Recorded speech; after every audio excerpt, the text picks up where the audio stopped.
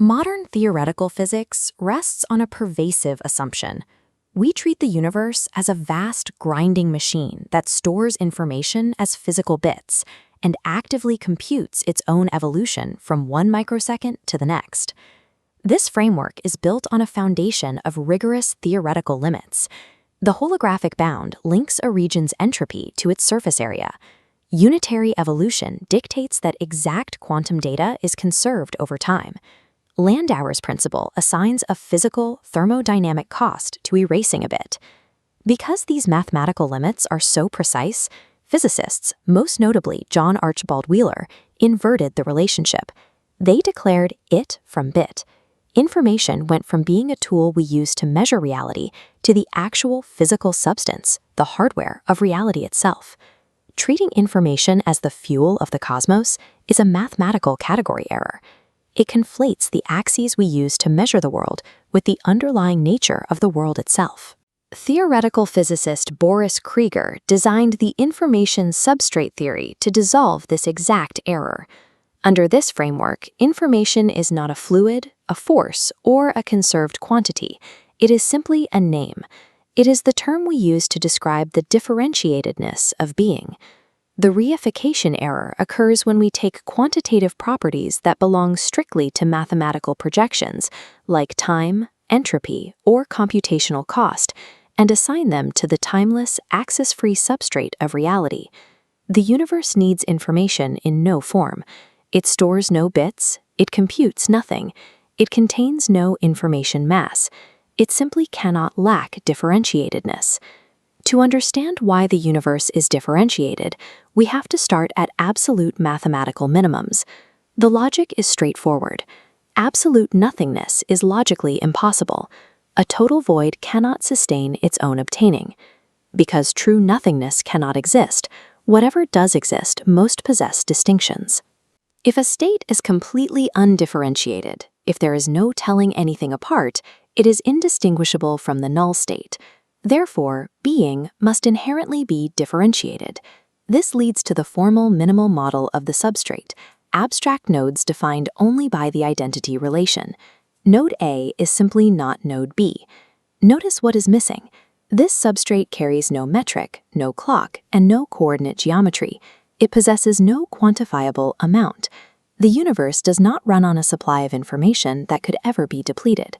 Differentiatedness isn't a resource you can spend or store. It is an ineliminable condition of existence. To get a measurable number, you have to apply an axis.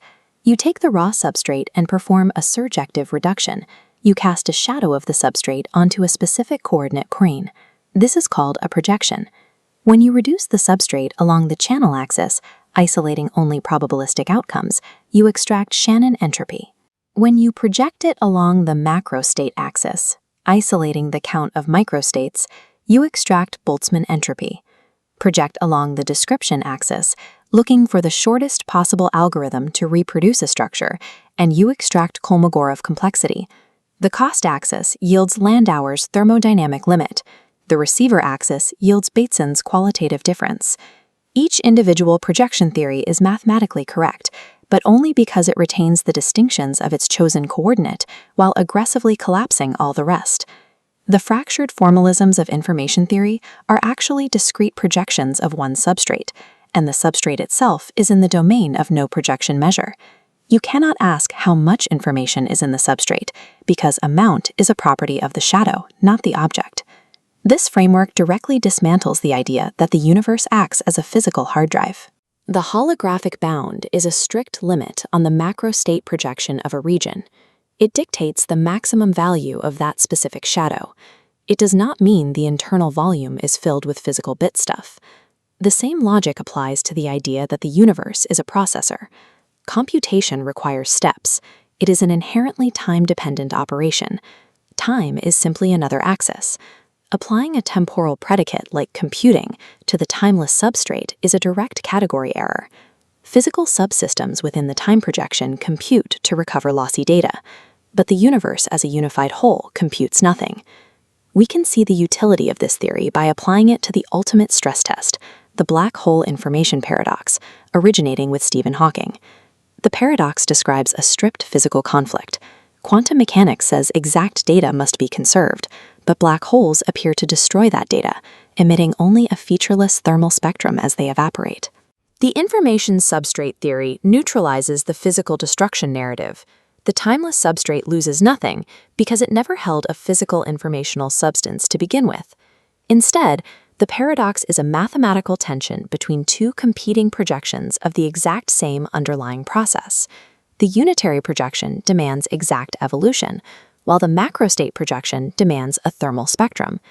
The task is not to track down a physically leaking fluid. The open question is how to map the joint structure consistency of these two specific mathematical reductions. John Archibald Wheeler was correct about one thing: distinction and observation are constitutive of modern physics. His mistake was the inversion. He made the projection axis quantity, the bit, the fundamental ground of reality. We have to keep mathematical limits strictly within the domains of their projection axes. Theoretical physics must stop demanding the universe compute, store, or physically manifest our equations. The universe simply is an axis-free, perfectly differentiated substrate. In 2022, physicist Melvin Vopson proposed the second law of infodynamics. He suggested that physical systems naturally evolve by minimizing information entropy, favoring structural complexity and organization over time, rather than decaying into disorder. While researchers have documented this pattern in genetics, atomic symmetries, and cosmic structures, the law lacked a rigorous theoretical foundation. It remained an empirical observation without a clear derivation from established physical mechanics. Theoretical physicist Boris Kriger has now proposed a formal solution. His work demonstrates that this tendency toward structural complexity can be derived directly from the laws of quantum chromodynamics, the framework governing the strong nuclear force. The ultimate test lies in data from the Dark Energy Spectroscopic Instrument, or DESI. It provides a massive, high-fidelity map of the cosmic web. Testing this QCD derivation against the DESI galaxy catalog provides a way to determine if cosmic structure is intrinsically informational or simply the result of random distribution.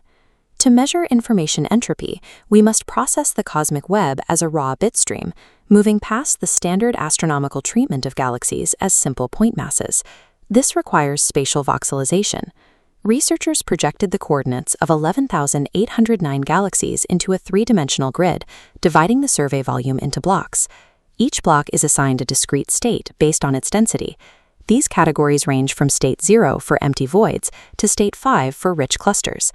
The result is a spatial sequence of discrete symbols, a text written in a 5-letter alphabet.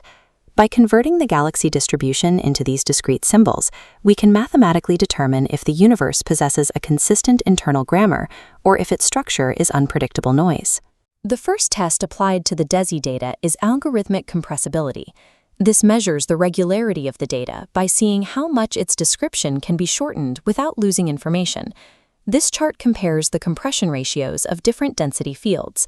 At a resolution of 40 megaparsecs, the actual DESI galaxy distribution is 18% more compressible than a random model of the same density.